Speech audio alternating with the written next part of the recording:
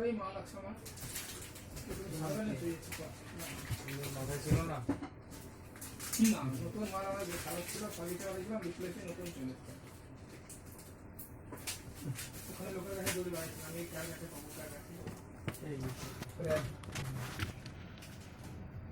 সামনে দিয়ে তুমি এটা সার্ভিস হয়েছিল